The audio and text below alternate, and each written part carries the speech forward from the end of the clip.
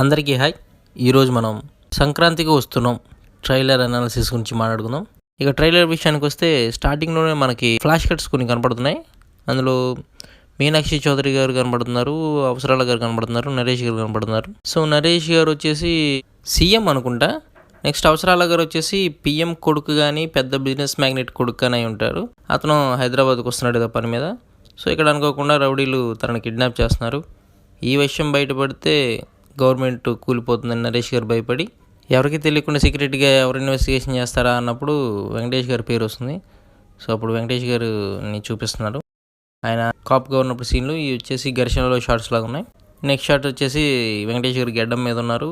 ఆయనకి పెళ్ళి అయిపోయింది ఐశ్వర్య గారితో, ఒక పాప కూడా ఉంది. సో ఆయన హ్యాపీ లైఫ్ని లీడ్ చేస్తూ ఉంటారు. అలా ఉన్న టైంలో మీనాక్షి గారు ఇక్కడికి వస్తారు. తర్వాత ఆ కేసులో హెల్ప్ కావాలని అడగడం, ఐశ్వర్య గారికి నచ్చకపోవడం, వెంకటేష్ గారి మీద ఉన్న ప్రేమతో ఆ కేసులో హెల్ప్ చేయడానికి ఒప్పుకోవడం, కాకపోతే తను వస్తానని కండిషన్ పెట్టడం. సో అక్కడ నుంచి సినిమా క్లైమాక్స్ వరకు వీళ్ళ మధ్య జరిగేదే కామెడీ, అదే ఉండబోతుంది సినిమా అంతా. సో ట్రైలర్లో అయితే ఇదే కనబడుతుంది.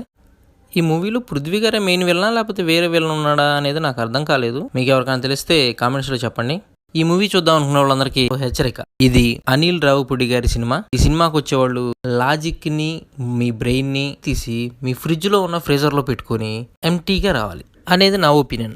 నేను ఒకటే చెప్పదలుచుకున్నాను. ఇందులో క్రింజ్ కామెడీ ఉంటుంది, జబర్దస్త్ కామెడీ ఉంటుంది, ఆటో పంచులు ఉంటాయి. మనం 30-40 ఏళ్లగా చూస్తున్న అదే స్టోరీ ఉంటుంది. సో ఇందులో కొత్తగా ఏముండదు, అంతా చూసిందే ఉంటుంది.